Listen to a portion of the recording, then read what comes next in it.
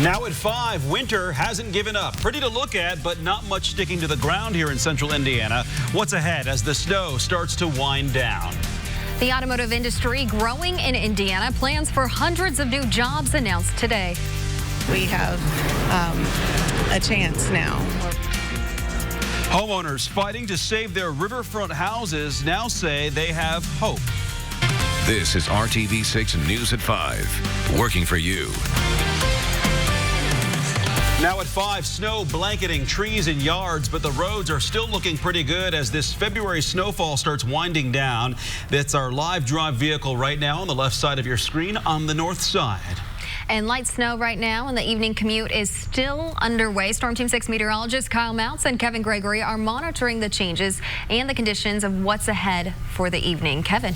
And friendly temperatures helped us all day long. Temperatures at freezing or just barely below kept the roadways with the warm ground temperatures just wet. 3 inches of snow, that's the most I've seen.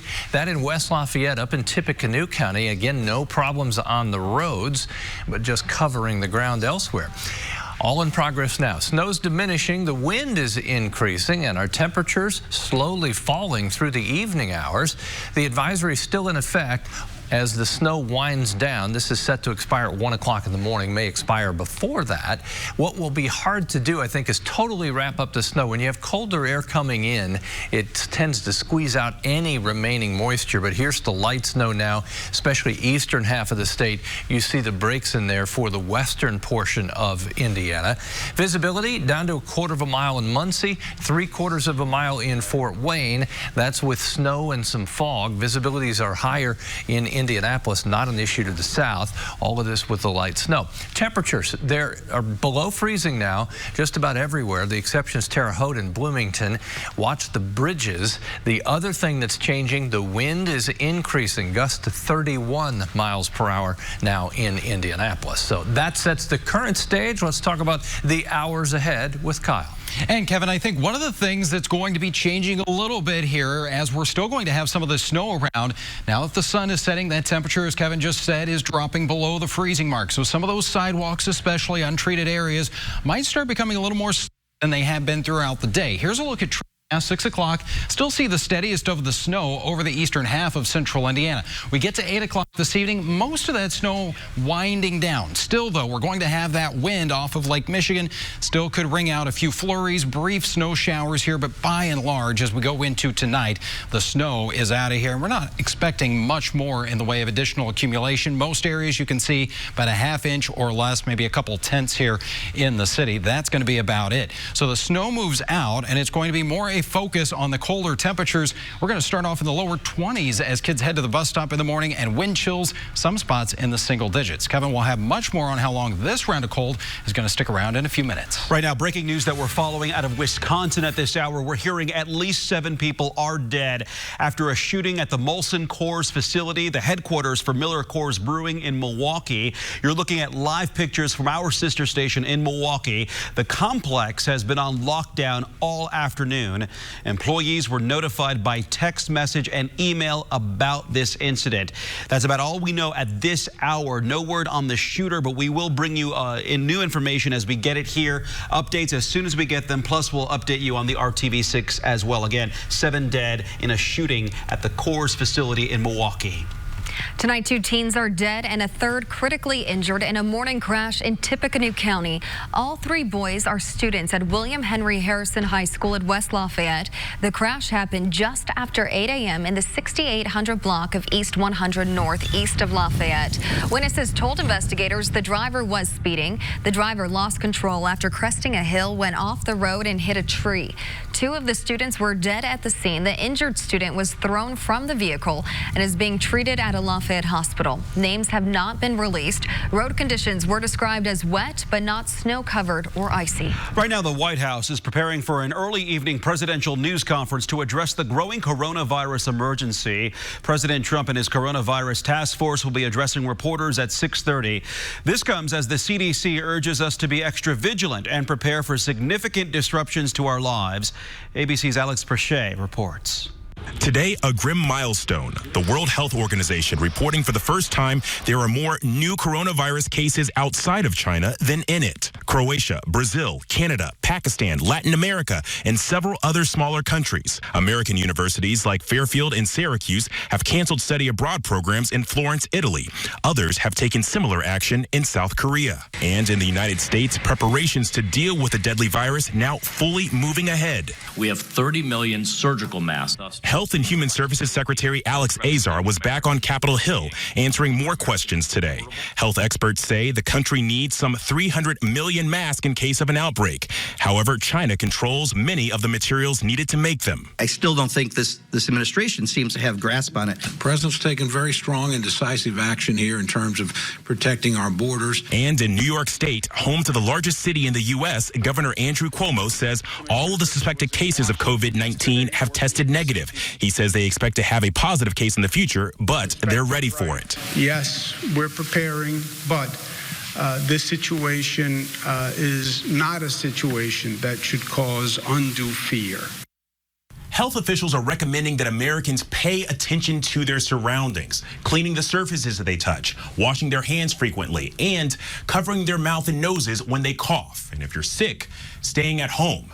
Alex Perche, ABC News, Washington. Well, RTV6 is working for you, asking critical questions about what the coronavirus is, its potential threat, risk factors, and how it's impacting the communities it has already hit. We're also making sure systems are in place to protect you if this does grow to be a pandemic. Yeah. Today we made sure Indiana is prepared for a possible pandemic of respiratory illness. The State Department of Health says it's been preparing for this, from communication needs to steps that would reduce the spread of illness in a community. Some examples of how the state has prepared include convening a statewide advisory committee of health partners. And monitoring travelers in coordination with local health departments and establishing a 24/7 call center for providers with concerns about potential exposure. And RTV6 will continue to work with the state and local health experts to keep you informed on whatever comes next with this. Tonight we have results to pass along after a story we first brought to your attention 2 nights ago. Homeowners living along a stretch of the White River reached out to us in fear of losing their homes. Well, RTV6 took their concerns to lawmakers, and today a bill is one step closer to being passed that could save those homes. RTV6's Troy Washington is working for you to explain how this compromise could impact more than just the homeowners fighting for change. Doesn't squeeze into a small room on the first floor of the State House to hear changes to a bill that could save a mother's dream. Oh, I know that my mom has been with us every step of the way, and that she's with us now. We told you the Beasley story on Monday after the family contacted us for help when they got a notice from the Department of Natural Resources trying to make them remove their Martin County cabin. We contacted state lawmakers about the issue and a bill in the works on the floodway issue. We have a chance now where we didn't before. Last spring, the family was told they'd need to remove the home because it was built in a floodway. The notice sent the family into action, and after joining with other families facing the same fate, the group got the attention of State Representative Shane Lindauer, who put a bill together and got to work. Whether you know it or not, every cabin owner on every creek and river in the state of Indiana potentially is in violation of Indiana code. In order to get Sean Eberhardt to give the bill a chance, changes had to be made, and according to Representative Lindauer, it was efforts like ours that gave the people a voice and a platform. I think everyone is encouraged and hopeful. The changes to the bill would save the homes, but it would come at a cost. Homeowners would have to raise their cabins. If homeowners are contacted by the DNR about a violation, they would have the option to remove their home or raise it to meet FEMA standards that requires the home to be 2 feet above the 100-year flood level. They have an option, and I think that's what they were looking for. And DNR says they are willing to work with the homeowners throughout the process. Working for you, Troy Washington, RTV6. Homeowners would have 2 years to come into compliance once contacted about a violation. The bill now heads to the House for a vote, and that vote will happen as early as tomorrow or the first part of next week. Hiring Hoosiers is our commitment to making you aware of job opportunities of all kinds. And today we learned of hundreds of new automotive jobs coming to Indiana thanks to Subaru. The company announced today its plans to diversify its manufacturing operations in Lafayette with a $158 million investment and the addition of up to 350 new jobs by the end of 2023. Last year, RTV6 told you about Subaru's push to hire more workers at its plant. Now it plans to build a new service parts facility and add a transmission assembly shop. This is Subaru's only U.S. assembly plant and employs more than 6,000 people. The company is currently hiring for production positions, and future jobs will be posted online. Mayor Joe Hogsett signed 2 proposals today that could help protect tenants in Indianapolis, even if that help only lasts a few months. Recent studies have shown that Indianapolis is the second in the country in evictions, behind only New York City. The 2 proposals passed by the City County Council this week would devote $250,000 to legal aid for renters to make sure landlords disclose tenants' rights and create rules against retaliation by landlords. But a bill making its way through the State House would put a stop to those last 2. City leaders are asking for the bill to be defeated and the city's policies to go through. As leaders in local government, we have a moral duty to ensure that Marion County citizens not only have the requisite information about their legal rights, but the tools and the freedom to exercise those rights without the fear of retaliation or legal penalty. If the State House bill becomes law, it won't take effect until July 1st.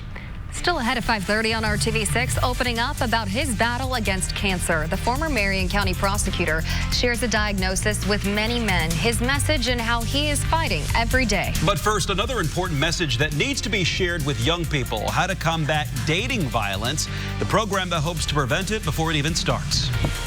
And are you ready to go from some snow, which we have out the window now, to spring? It's all in one forecast. Check out the temperatures early next week. Details straight ahead. a.m. to 9 p.m. at Ashley Home Store.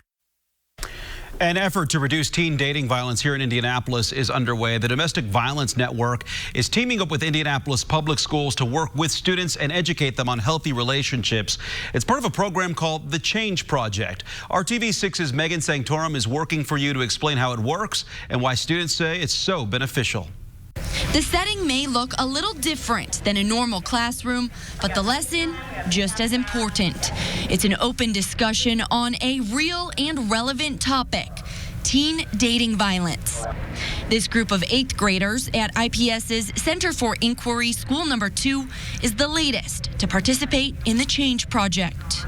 Our goal is to change the culture that leads to dating violence in the classroom, in the school, and in the community. Leaders with the Domestic Violence Network host sessions for students, teaching them about consent, healthy relationships, and the warning signs of abuse. They also let students know what resources are available and where to turn for help if they need it. It's something that's an ongoing issue in Indiana. According to statistics from the DVN, Indiana ranks 3rd highest in the nation for the percentage of high school students reporting sexual dating violence. Being in classrooms almost every day during the school year, we hear students all the time talk about either themselves or a friend experiencing unhealthy or unsafe behaviors. So the goal is to change that. Students we spoke with seem receptive and say these are lessons they will carry with them for years to come. This is so common among teenagers and like in high school. I think at some point in our lives, every single person that's taking this class is gonna come across some kind of circumstance where they're gonna use this information. And I think that's why it's really important. Working for you, Megan Sanctorum, RTV6. We will have deeper details on this story tonight at 6, including what resources IPS has for students who find themselves in abusive or unhealthy relationships. Well, today is Ash Wednesday, the beginning of Lent for Christians around the world, and many people literally mark the day by getting ashes in the shape of a cross on their foreheads. A couple of churches offered ashes to go for those who couldn't make it to a service, like here at Christ Cathedral on the Circle. Northminster Presbyterian Church is still distributing ashes on the go until 6 p.m. It's located at 1660 Kessler Boulevard on the city's north side. It's a spin on chef work you'd expect to see on one of your favorite cooking shows. Today, local Central Indiana chefs competed to make the best cookie dish they could muster. Now, the 7th annual Girl Scout Cookie Cook-Off is a chance to highlight all the good the organization does with this challenge. It's not about desserts like you might think with a cookie cook-off, but rather it's about what those chefs decide to transform the cookies into. The chefs take this really seriously. They're making amazing dishes. You would think that cookies go with desserts, but here this morning, cookies go with turkey burgers, turkeys go with hollandaise sauce, and Girl Scout cookies go with bacon. Several local chefs competed, and we're learning the winner of today's Girl Scout Cookie Cook-Off is Chef Steve Oakley from Oakley's Bistro. That's the second win in a row for Chef Oakley. He made Girl Scout cookie crusted bacon 3 ways with a tag-along sauce. This story only makes me want cookies. Period. And bacon now. Yeah, right. The combo. If I can put in a word for myself, I can judge next year. You can sign all 3 of us up. Call them. We'll be there. Call them. Actually, yeah, I wouldn't be a great judge. Okay, be a judge of this. How are the roads? Otis Jones is out in our live drive this evening, and you see what I see. The roads have never been more obvious. Because right, there they are. They're bordered by the snow, but the pavement is just wet. That's the kind of snow where no plowing is necessary. It's not creating slick conditions and is kind of on the sidelines, so to speak. Thanks, Otis, for that view. Traffic is what you'd expect, just kind of moving along. Hello, Grant County. Judy sent this picture from Marion, and you can see a little more snow there, 3 to maybe 4 inches in some spots, especially as you go northeast. I think that's where if you see any additional accumulation, 1/2 inch to maybe 1 inch. Area of low pressure, in other words, the center of this storm system, sits in West Virginia. Circulation around that will continue with the light snow here for a couple of hours and then the flurries. As I mentioned, when the colder air comes into any remaining moisture, it will squeeze out every last drop of moisture, which means a continuation of flurries, I think, into the night and early overnight. The accumulating snow will be coming to an end, though, and that's still mainly on grassy surfaces. Temperatures, 28 in Tipton, 28 in Crawfordsville, 29 in Greenfield, otherwise 30 or above as you head from Indy to the south, 33 in Sullivan and in Bedford. The wind becomes the story tonight. That will help. It will help dry off roadways. Once we stop the precipitation, that will dry things off. Watch the bridges, though, as temperatures fall. They're the first to become slick. Perhaps your dog loves a day like this. Mozzarella does. Hi, Mott. Yep. There's Mozzarella. Just have a seat, enjoy the snow, find a stick to chew on. Mott's just turned 5 months old. Wow. So, little Mott. Happy birthday. It's not her first snow, though. Thanks to Aaron Kirby for the picture. Temperatures in the 20s as we go through the evening hours tonight. These are the wind chill temperatures. Watch what happens overnight. They're destined for single digits in spots. Quite cold in the morning, but dry. Through the day tomorrow, we'll battle the cloud cover, tug of war between clouds and sunshine, 31 at noon. It still is windy through the day. Temperature at 34. You know our average high is 45 right now. We'll get back to that. It'll take a while, but we'll get there. Friday, temperatures start in the 20s. They stay cold around 30, 31 for the afternoon high. We'll end the work week dry. We could see a couple of snow showers overnight Thursday into Friday morning. There are your central Indiana temperatures on Friday. This is what I'm talking about overnight Thursday into Friday. Lots of clouds, but not much in the way of snow showers, the way we see it right now. Focus on the right-hand side of your screen. Monday, Tuesday, Wednesday. Okay, it comes with some rain, but 3 in a row. 50-degree temperatures are warmer. We peak Tuesday with a 57-degree high, even lows back into the 40s. This time of year, whatever we have can be extreme. You know, you get your snow and then boom, way up into the middle to upper 50s, and so it doesn't last that long. And just riding that roller coaster. Weather in Indiana. That's why I'm needed. That's right. We need you. Keeps you employed. Well, country music fans, this summer concert announcement is for you. CMA Award winner Maren Morris is coming to Indianapolis. She'll bring her RSVP, The Tour, to the amphitheater at White River State Park on Saturday, August 8th. Tickets go on sale Friday, March 6th at 10 a.m. Morris won Album of the Year at last year's CMA Awards, where she was the most nominated artist. The dating shows on TV definitely favor those in their 20s and 30s, but now the call is out for seniors looking for love, and the producers behind it know a thing or two about matchmaking. The story next. Keller and Keller. It appears ABC is considering expanding the Bachelor franchise again into the golden years. Did you happen to catch the casting call that aired during Monday night's episode of The Bachelor? Looking for love in your golden years? We're looking for eligible seniors who want their shot at love. To nominate someone or apply, go to abc.com/casting. The producers of The Bachelor say they're looking for active and outgoing single men and women in their golden years for a new dating show. ABC does not have a formal show announcement at this time. We will keep you posted. Well, tonight here on RTV6, a primetime special for all you Shark Tank fans. Shark Tank Greatest of All Times airs at 10 o'clock. This show will feature the most successful products, unforgettable pitches, and clever entrepreneurs from the past 11 seasons. You'll hear from the Sharks, the producers, go behind the scenes, and hear about the pitch that brought all the Sharks to tears and learn what's considered the greatest Shark Tank product of all time. Who knows? This just might be the inspiration you need to try to swim with the Sharks. That's tonight at 10 o'clock right here on RTV6.